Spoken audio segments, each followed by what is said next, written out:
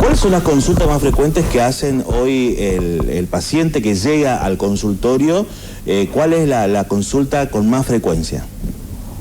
Bueno, por lo general lo que más consultan es dolor de cabeza, cefaleas, digamos. Los dolores de cabeza, ¿hay algún ruido que uno tiene que estar atento, alguna alarma a los distintos dolores de cabeza? Porque sabemos que hay varios dolores de cabeza, ¿está? El que siempre vaya a medicarse, el que va a googlear.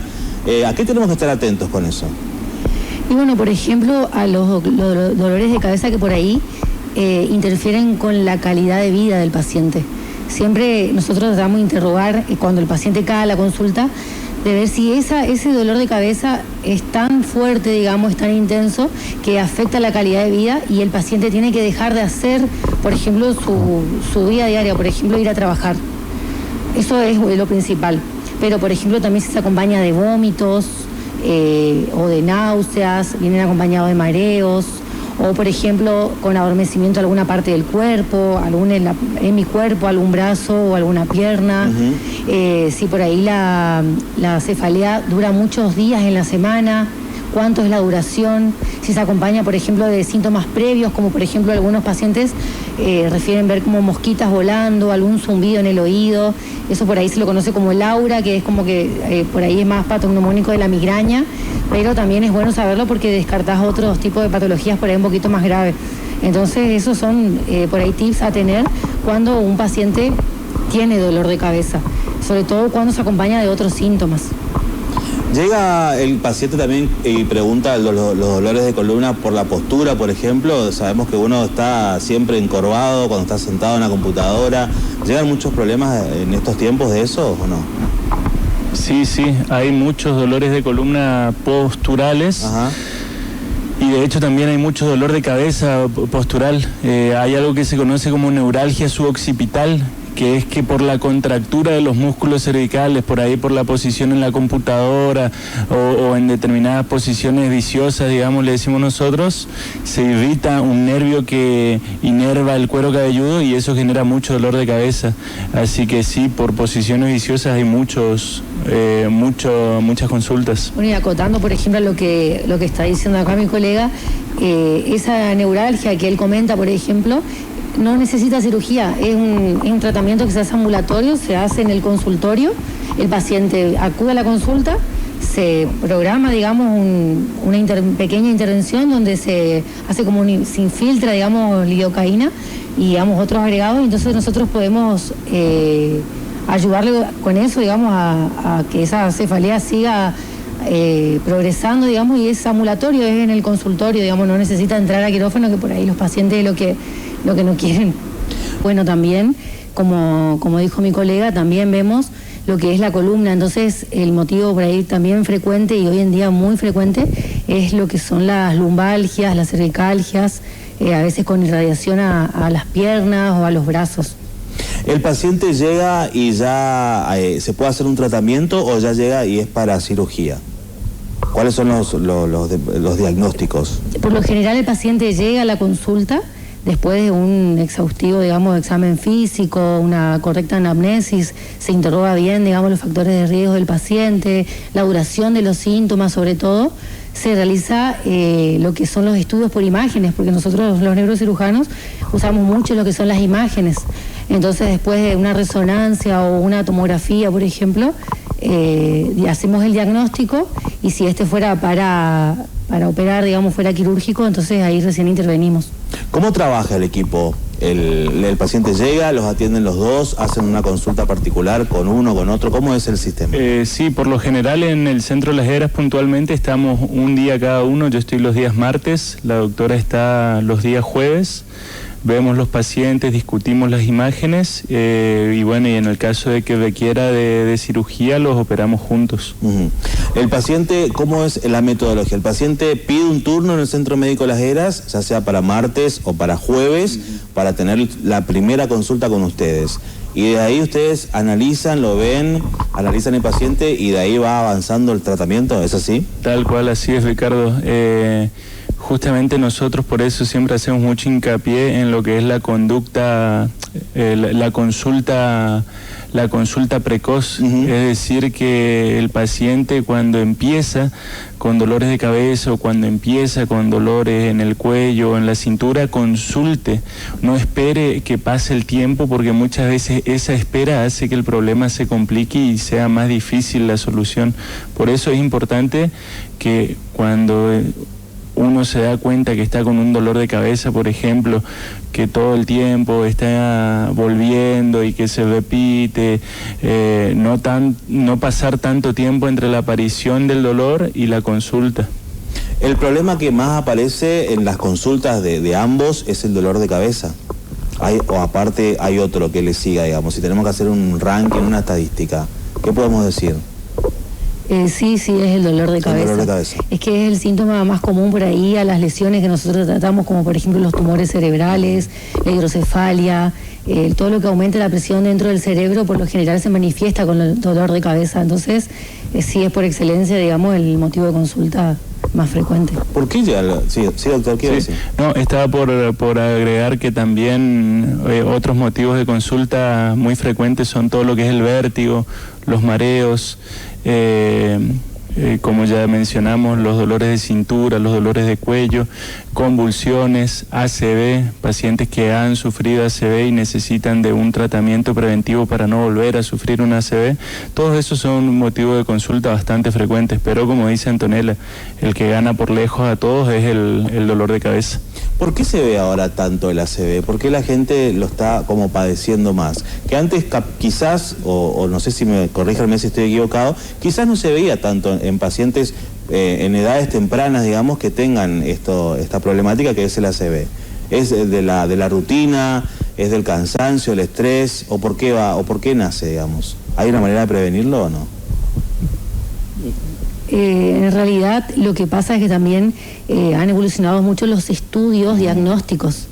Antes no había las suficientes herramientas para hacer el diagnóstico temprano de ACV. Entonces, hoy en día, con la aparición de estos, digamos, y la evolución en realidad de, por ejemplo, las resonancias en 3 Tesla que contamos hoy en día acá en la ciudad de Corrientes, son estudios que son no invasivos y que uno puede, digamos, ver ya cuando el cuadro está iniciando. Entonces, eso podría ser una de las causas. De todas formas, sí, hay mucha obesidad también en la población, entonces eso por ahí predispone, son factores de riesgo, por ejemplo, la obesidad, la mala alimentación, el sedentarismo. Hay mucho sedentarismo ahora también, después de la pandemia, es como que quedó el trabajo en casa, que tanto nos recomendaron y nos dijeron todo un año, y bueno, quedó como el teletrabajo, ¿no es cierto? Y es como que ahora acostumbrarnos de vuelta a la presencialidad, tanto trabajo como clases también. Tal cual. Volviendo al tema de la ACV, como dice Antonella, sí, el sedentarismo es una cuestión muy complicada, y por ahí también nosotros todo el tiempo le estamos diciendo a los pacientes camine. Una aclaración que justo hoy tuve 2 pacientes que me dijeron, pero yo camino en mi trabajo. No es lo mismo caminar en tu trabajo que salir a caminar a un ritmo rápido y sostenido. Es importante salir de la casa para hacer actividad física. O sea, la caminata o la actividad física no solo incluye las cuestiones de la cotidianeidad, sino salir y hacer la actividad. Bueno, para toda la gente que nos está viendo en casa y que está pensando justamente, y eso que usted está diciendo, doctor, de salir a caminar o de arrancar algún tipo de actividad física, ¿con qué le podemos recomendar? ¿Cómo puede arrancar el paciente? La actividad física por excelencia, que no tiene contraindicaciones ni a nivel cardiovascular ni a nivel osteoligamentario, es la caminata. La caminata y la natación son las 2 mejores actividades para una persona que se está iniciando en la actividad física. ¿Y la persona que... Sí, doctora, ¿quería decir algo? No, también para acotar un poco lo que dijo él, sí, lo que se recomienda, digamos, esto científicamente hablando, son más o menos 40 minutos, porque la persona dice, ¿cuánto camino? Claro. ¿Cuánto tiempo? ¿Cuántos días a la semana? Son 40 minutos 5 veces por semana. O sea que es bastante exigente, sí, pero es más o menos lo que se debería, más si uno tiene factores de riesgo cardiovasculares. Bueno, una persona, por ejemplo, que se acerca al consultorio porque tiene vértigo, ¿hay algún tratamiento? ¿Por qué nace este diagnóstico del vértigo? Sí, el tratamiento siempre depende de la causa. De ahí también la importancia de las consultas, ¿viste? Y la importancia de la consulta presencial, ahora que justamente estamos hablando de que pudimos volver a la presencialidad, concurrir a la consulta, porque hay una serie de maniobras y de técnicas que se pueden realizar en el consultorio que son orientadoras de la causa. Lo que es vértigo puntualmente hablando, por lo general yo le explico a los pacientes que hay 3 lugares a mirar. Lo que es la columna cervical, lo que son el oído interno, las estructuras del oído interno, y lo que es el cerebelo. Entonces, dependiendo de dónde radica el problema, va a ser el tratamiento. Hay veces que con una serie de maniobras alcanza para mejorar el vértigo, hay veces que se requiere de medicamento y hay veces inclusive que ese vértigo puede ser el primer síntoma que está avisando de que existe una alteración estructural en el cerebelo y necesita cirugía. Por eso es la importancia de la consulta, ¿viste? Porque un síntoma que por ahí es un poco vago o un poco frecuente, banal, puede ser para ojos que están acostumbrados a ver eso, un signo importante que puede ayudar a salvar la vida de forma temprana, digamos.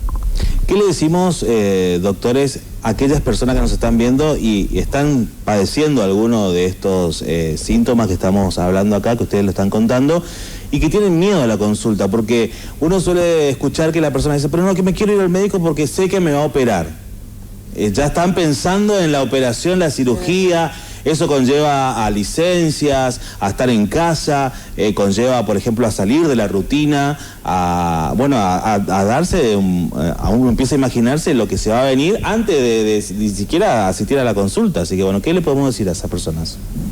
Que consulten, que no se automediquen y que consulten, porque cuando la enfermedad recién comienza, por ahí es más fácil agarrarla a tiempo, digamos, y tratarla a tiempo, y justamente por ahí evitar la cirugía, evitar llegar a la cirugía.